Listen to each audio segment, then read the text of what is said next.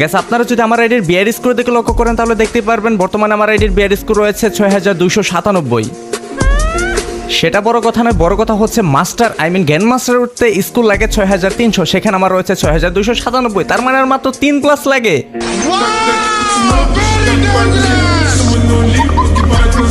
যদিও ইতিমধ্যে অনেকে গ্র্যান্ড মাস্টার রিজন উঠে গেছে, আমি আপনাদের লাস্ট ভিডিওতে বলেছি গ্র্যান্ড মাস্টার রিজন পুশ করবো না, কিন্তু গ্র্যান্ড মাস্টার পুশ করবো।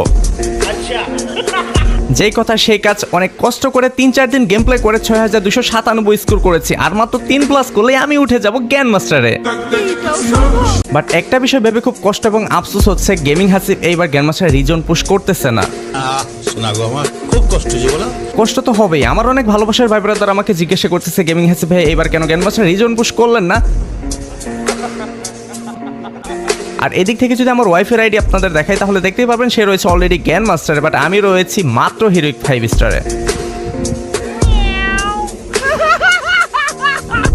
সেটা বড় কথা নয়, বড় কথা হচ্ছে এখন আমি আমার টিমমেটটা ডেকে নেবো আর একটা ম্যাচ খেলবো, একটা ম্যাচ খেলে আমি উঠে যাবো গ্র্যান্ড মাস্টারে। আর হ্যাঁ গেছে, এই ভিডিও থেকে আমার ফ্রেন্ড লিস্টে 3 জন প্লেয়ার অ্যাড করা হবে, সো ভিডিওর যে কোনো জায়গায় বলে দেওয়া হবে কিভাবে আপনারা আমার সাথে অ্যাড হতে পারেন। সো অবশ্যই ভিডিওটি লাস্ট পর্যন্ত দেখবেন। Let's go and begin the show. তো হেই হোয়াটস আপ গাইস, কে অবস্থা সবার? আশা করি সকলে ভালো আছেন, আল্লাহর রহমতে আমি অনেক ভালো আছি। চলে আসলাম আমি গেমিং হাসিব আরও একটি নতুন ইন্টারেস্টিং ভিডিও নিয়ে। যারা যারা এখনো চ্যানেলটি সাবস্ক্রাইব করেনি অবশ্যই চ্যানেলটি সাবস্ক্রাইব করে দিবেন, আর যারা ফেসবুক পেজ থেকে দেখতেছেন অবশ্যই পেজটি ফলো করে রাখবেন। তো গাইস, যেহেতু আর একটি ম্যাচ খেলে আমার গ্র্যান্ড মাস্টার রান হয়ে যাবে, সেহেতু আমরা একটু সেফ ল্যান্ডিং করতেছিলাম, যদিও মাত্র 3+ লাগে, বাট তারপর একটু সেফ ল্যান্ডিং করাটা একটু দরকার ছিল, যেহেতু আমি ম্যাচটা রাতে খেলতেছিলাম, আর রাতে খেলা তো মানে বুঝে নি গ্যাস, একটু হার্ট লবি পড়তে পারে, তার জন্য গ্যাস একটু সেফ ল্যান্ডিং করি। যদি ম্যাচে হ্যাকার থাকে তাহলে তো নেমোই ওয়াইফ আউট হয়ে যাবে, আর জুনপুষারটাও তেমন ভালো না, ফ্যানলিস্টটা একজন মানে লো কোয়ালিটি জুনপুষা যেটাকে বলা চলে। তো চলেন গ্যাস দেখা যাক এই ম্যাচটা আমরা কেমনি কি করতে পারি, অ্যান্ড গ্যাস আদৌ কি আমার গ্র্যান্ড মাস্টার টার্ন হয়েছিল কিনা, অ্যান্ড গ্যাস এই ম্যাচটিতে আমরা কয়টা কিল করতে পেরেছিলাম। তো গ্যাস প্রথমেই কিন্তু আমরা হচ্ছে শিপইয়ার্ডের সাইডে ল্যান্ড করি, অ্যান্ড গ্যাস আমার পিছনে মনে হচ্ছিল একটা এনিমি, বাট এটাকে আমি দেখতে পাইনি, হঠাৎ করে আমার সামনে চলে আসেন ট্রগন দিয়ে কিন্তু আমাকে নক করে দেয়। ভাই বিশ্বাস করেন আমি একটু সাউন্ড পাচ্ছিলাম যে আমার পিছনে কেউ হাঁটতেছে, বাট আমি বুঝতে পারিনি যে এনিমিটা এক্স্যাক্টলি আমার পিছনে ছিল। দেন গ্যাস তারপরে কিন্তু আবার আমাকে রিভাইভ করে দেওয়া হয়, রিজন M1 কিন্তু আমাকে রিভাইভ করে। তো এখন রিভাইভটা পেয়ে গেছে, আমি ওইখানে যাবো যেখানে আমাকে মারা হয়েছে, ওইখানে আই থিঙ্ক 2-3টা এনিমি আছে। হ্যাঁ গ্যাস, নিচে দেখাই যাচ্ছে ওইখানে কিন্তু এখনও এনিমি আছে, আরেকটা ল্যান্ড করতেছে, মাত্র নতুন ল্যান্ডিং করতেছে, অ্যান্ড ডান সাইডে আরেকটা ল্যান্ডিং করেছে, বাট আমি মারবো যেটা আমাকে মেরেছে, আমার ওইটাকে আগে মারতে হবে। তো চলেন তাহলে। এই তো গ্যাস দুইটা একসাথে, ভাই যদি এখন আমাকে মারা শুরু করে আমি কোথায় যাবো? যাই হোক, এটাকে অনেকটাই ড্যামেজ করা হয়েছে, অ্যান্ড এইটা কিল চুরি ভাই, ও মাই গড। যাই হোক, এইটাকে কিন্তু আমি নক করতে পেরেছি, অ্যান্ড লং থেকে আরেকটা প্লেয়ার কিন্তু আমাকে মারতেছিল, আর এই দিক থেকে আপনাদের ভাবি কিন্তু আমাকে রিভাইভ করে দেন, অনেকটাই ব্যাকআপ দিচ্ছিল, ভালো ব্যাকআপ দিয়েছে, অ্যান্ড আমার এইচপিও ফুল করে দেয়। এখন গ্যাস এখান থেকে আমি আগে AK-47টা নিব, অ্যান্ড সামনে থাকা এনিমিটাকে মারা ট্রাই করবো। চলেন গ্যাস দেখা যাক। তো এটা কোথায়? ও আচ্ছা, এটা এইখানে দাঁড়িয়ে আছে, অনেকটাই কিন্তু ড্যামেজ কাউন্ট করা হয়েছে, বাট সে কিন্তু গ্যাসের কভারে চলে যায়, অ্যান্ড আমার কাছে মাত্র ওয়াল ছিল একটা, বাট একটা ওয়াল তো আর কি ব্যবহার করবো, এটা বের হলো একটা হেডশট। ও মাই গড, 247 একটা হেডশট ছিল। ওকে ফাইন, এটাকে ক্লিয়ার করি, ক্লিয়ার করে তারপরে দেখা যাক এখান থেকে কি লুট পাওয়া যায়। এটা আরে ভাই ক্লিয়ার হয়নি, দৌড় ক্লিয়ারই হয় না, আমি তো ভেবেছি এটা মেবি ক্লিয়ার হয়ে গিয়েছে।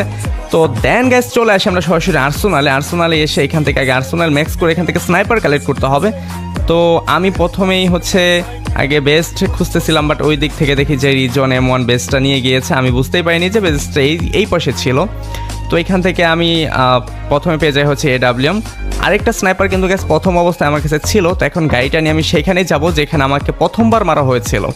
তো গাড়িটা নিয়ে এখানে চলে আসি, অ্যান্ড গ্যাস এখান থেকে স্নাইপারটা কালেক্ট করে নেই, যদিও M24 বেশি ড্যামেজ দেয় না, বাট ডাবল স্নাইপারের ক্ষেত্রে শুধু ছুঁই চলেই হয়, তাই না? ওকে ফাইন গ্যাস, এখন আমি সামনে থেকে কিছু এমন নিব। আপনারা দেখতে পাচ্ছেন সামনে কিন্তু ওই সুপার যে একটা আছে বক্স আছে, যেখান থেকে অনেক এমো অ্যান্ড হচ্ছে মানে স্নাইপার এমো পাওয়া যায়, এয়ার এমো পাওয়া যায়, SMG পাওয়া যায়, তারপর হচ্ছে মেডিকেট পাওয়া যায়, সুপার মেডিকেট পাওয়া যায়। তো এইগুলা নিয়ে গেছে এখন সরাসরি চলে যাবো আমরা জোনের ভিতরে। আর এদিক থেকে দেখতে পাচ্ছি রিয়াও কিন্তু চলে আসছে আমার পিছনে, এখানে দুজনে একসাথে গাড়িতে উঠে জোনের বাইরে চলে যাব।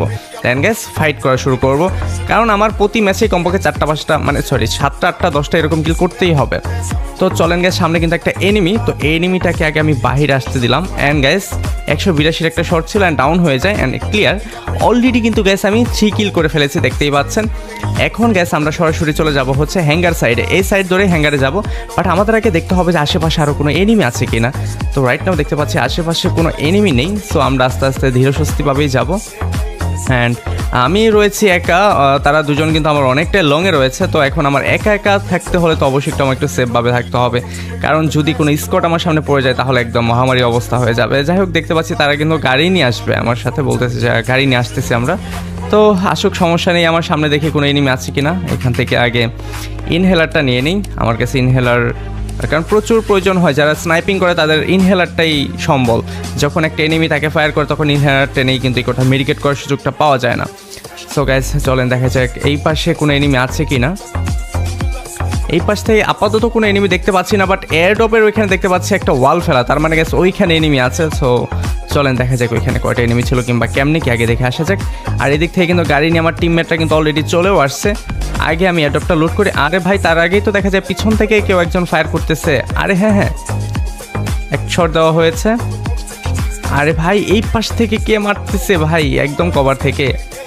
আরে আরে, আবার গাড়ি জোন পুষার এসে এখানে কি করে?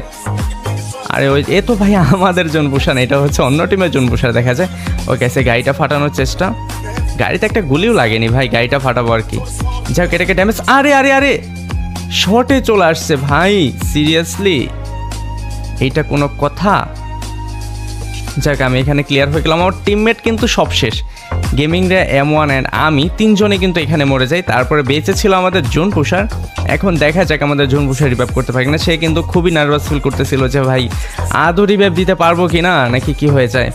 আর যেহেতু এখনও 26 রয়েছে, তাহলে আমাদের মাইনাস খাওয়ার সম্ভাবনাটা কিন্তু থেকেই যাচ্ছে। যদি এখনও টপ 7-8 হয় তাহলে কিন্তু আমরা মাইনাস খেয়ে যাব। তার জন্য কিন্তু অবশ্যই আমাদের টপ 10 করতে হবে 3+ পাওয়ার জন্য। আপনারা তো অনেকে জানেন এই দিক থেকে জোন পুষারের গাড়ির অবস্থা কিন্তু অনেকটাই খারাপ করে দিয়েছে। গাড়ি ফাটানোর চেষ্টা করতেছিল আর জোন পুষারকে অনেকটাই ড্যামেজ করেছে। জোন পুষার একটু বোকামি করেছিল যে তার হিল ছিল না, সে মেডিকেট করেনি মাঝখানে।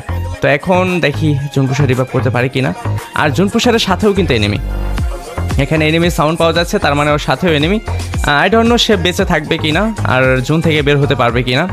তো দেখতে পাচ্ছি জোন পুষার কিন্তু গাড়ি নিয়েছে আর আমি একটু সেফ প্ল্যানিং করার চেষ্টা করব। আমি নামবো হচ্ছে হ্যাঙ্গার অ্যান্ড হচ্ছে ক্লক টাওয়ারের মাঝামাঝি এই সাইডে। এখান থেকে যদি স্নাইপারটা কোনোভাবে নিয়ে যেতে পারতাম তাহলে তো ভালো। তো দেখা যায় গ্যাস, আমি আমার সেই আগের লুট বক্সে নামবো অ্যান্ড এইখান থেকে স্নাইপারটা যদি থাকে তাহলে নিতে পারবো। আমার তো মনে হয় যে নেই, কারণ এখানে তো এনিমি আসছিল, ওরা মেবি নিয়ে গিয়েছে। ওকে, এখানে নেই স্নাইপার। ও আচ্ছা, এখানে মানে দুইটা M24 রেখে গেছে ভাই। আমার কাছে ছিল AWMটা নিয়ে গেছে অ্যান্ড হচ্ছে M24টা রেখে গেছে। যাই হোক, প্যারা নাই। এখন আমি আস্তে আস্তে জোনে ঢুকার ট্রাই করবো। আর এখান থেকে আমার অতিরিক্ত যে লুটগুলো ছিল এগুলো ফেলে দিলাম। আর গ্যাস, আমি বলেছিলাম কিভাবে তোমরা আমার সাথে অ্যাড হতে পারবে। আমি 3 জনকে আমার ফ্যান লিস্টে নিব। তোমরা অনেকেই জানো যে 90 লেভেল উপলক্ষে আমার ফ্যান লিস্টে 90 জন প্লেয়ার ক্যাট করা হয়েছিল। আর মাঝে মধ্যেই প্লেয়ার ক্যাট করা হবে, বাট পার্মানেন্টলি না। হতে পারে সেটা 3 দিন, 7 দিন, 15 দিন, 1 মাস এরকম থাকতে পারবে। But I am not sure যে তুমি পার্মানেন্টলি থাকতে পারবে কিনা। সো গ্যাস, যেটা বলতেছিলাম, তোমরা আমার সাথে অ্যাড হতে পারবে। যারা বায়ুতে টেক ক্লাব গেমিং হাসিব লিখে আমাকে ফ্রেন্ড রিকোয়েস্ট পাঠাবে তাদের ফ্রেন্ড রিকোয়েস্ট নেওয়া হবে। এখান থেকে 3 জনকে আমি আমার ফ্রেন্ড লিস্টে অ্যাড করবো। সো যারা আমার সাথে অ্যাড হতে চাও বায়ুতে টেক ক্লাব গেমিং হাসিব লিখে আমাকে ফ্রেন্ড রিকোয়েস্ট পাঠাও। ওকে গ্যাস, আমরা একটু গেম প্লের দিকে ফিরে আসি। এখানে দেখতে পাচ্ছেন আমার কাছে কিন্তু মাত্র M24 আছে। M24 ড্যামেজ খাইছে, একদমই ভালো না। সামনে কে এনিমি ছিল, তাকে অনেকটাই ড্যামেজ করেছিলাম, বাট মারতে পারিনি, কারণ ভাই M24 খুবই একটা বাজে গান।